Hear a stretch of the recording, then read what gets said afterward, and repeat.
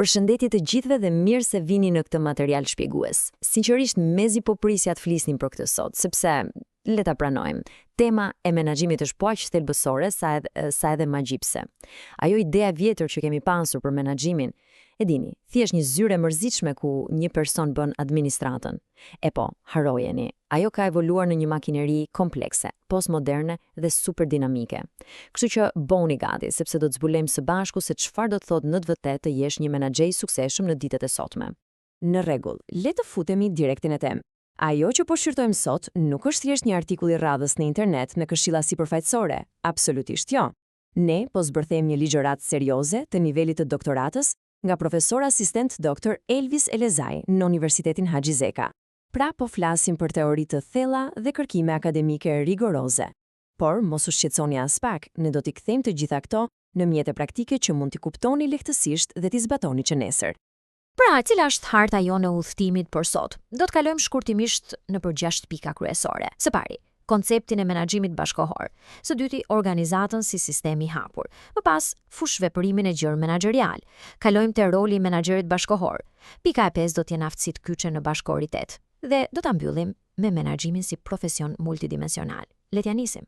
Kalojmë te pika jonë e parë, koncepti i menaxhimit bashkëkohor ose përcaktimi i vijës bazë. Ne do të përdorim një qasje nga makro në mikro përgjatë këtij shpjegimi, kështu që na duhet një themel i fortë dhe i qartë përpara se të zhytemi në thellësi. Hidhni një sy këtij përkufizimi.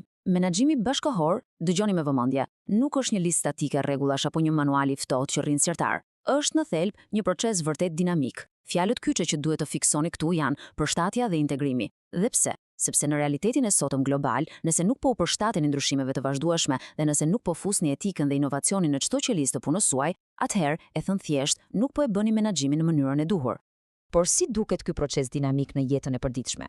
Por t'ja dalë mban, ai mbështetet në këto 4 dimensione klasike dhe funksionale.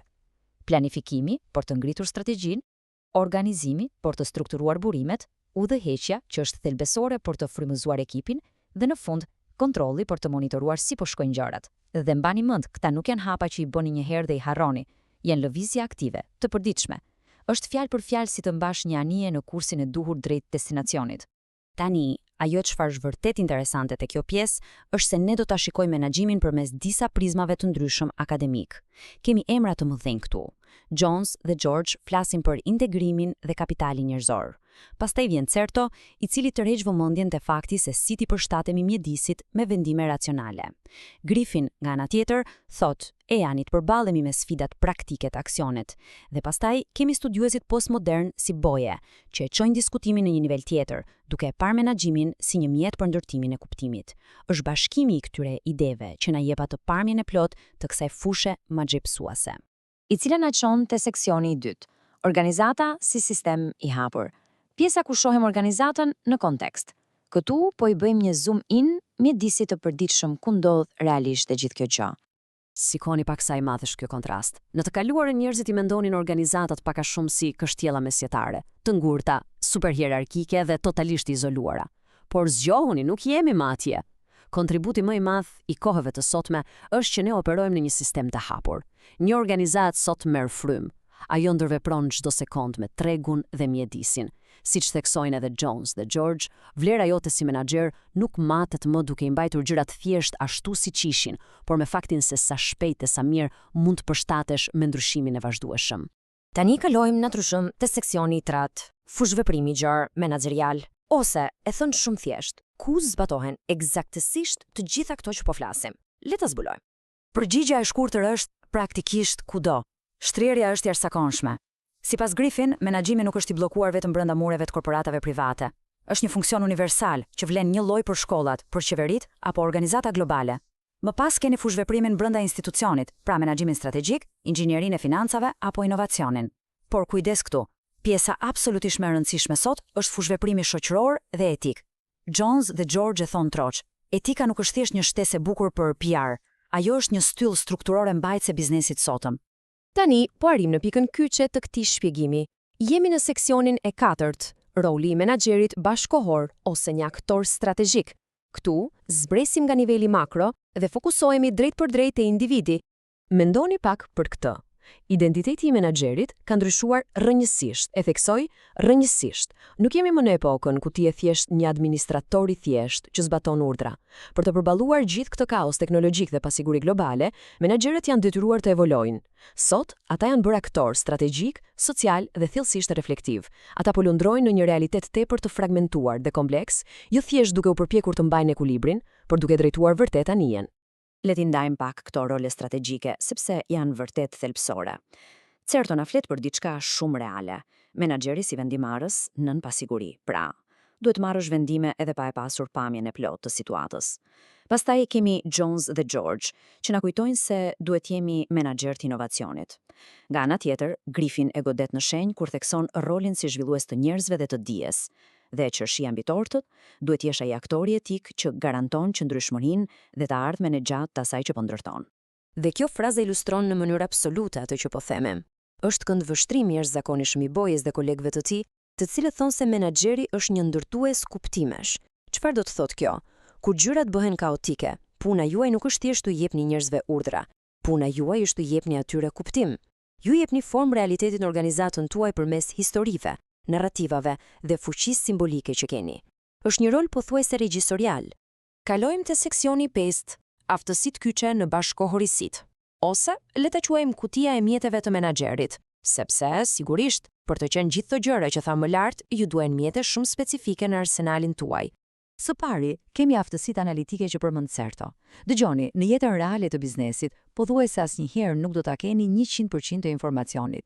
Pika kyçe këtu është të dini të përpunoni atë informacion të paplot. Duhet të gërshetoni numrat e thatë sasior me analizat cilësore. Është fjalë për fjalë një akt balancimi ku bashkoni mendjen tuaj racionale me instinktin profesional dhe mbi të gjitha gjykimin e pastër etik. Por prisni, e gjitha ajo logjik nuk vlen asgjë nëse nuk dini të menaxhoni njerëzit. Jones dhe George e bëjnë shumë të qartë. Leadershipi sot varet nga aftësitë njerëzore. Komunikimi dhe motivimi i mirë janë thjesht baza. Ajo që bën diferencën e vërtet tani është inteligjenca emocionale apo EQ. Të kesh empati, të dish si të zgjidhësh një konflikt, si të menaxhosh diversitetin dhe si të ndërtosh një besim të pathyeshëm. Ja ku e keni sekretin që e bën një menaxher të shkëlqejë vërtet. Pas njerëzve, na vjen fronti i teknologjisë. Dhe Griffin e thekson këtë si një domosdoshmëri strategjike. Ne nuk po flasim thjesht për operacione bazë. Teknologjia nuk është vetëm departamenti i IT-s. Një menaxher i vërtet bashkohor i kupton aq thellë teknologjitë digjitale sa e di saktësisht se si ti përdor sistemet e informacionit për të nxitur një transformim të jashtëzakonshëm dhe për të mbajtur inovacionin të ndezur vazhdimisht.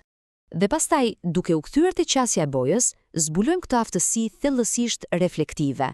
E di, mund të tingëlloj pak filozofike në fillim, por të jesh i aftë reflektosh në mënyrë kritike mbi atë se si funksionon pushteti brenda zyrës, mbi fjalët që përdoren aty, dhe të kesh një ndjeshmëri të fortë kulturore dhe etike, po kjo është absolutisht jetike për të naviguar me sukses në ujërat e organizatave moderne. E gjithë kjo na sjell në mënyrë të natyrshme te seksionin ynë i fundit, menaxhimi si profesion multidimensional ose profesioni së ardhmes. Le t'i bashkojmë të gjitha këto pjesë të enigmës tani. Nëse marrim thelbin e asaj që thon Jones, George, Certo dhe Boye, marrim atë që mund ta quajmë paketa e plot, profesionisti multidimensional.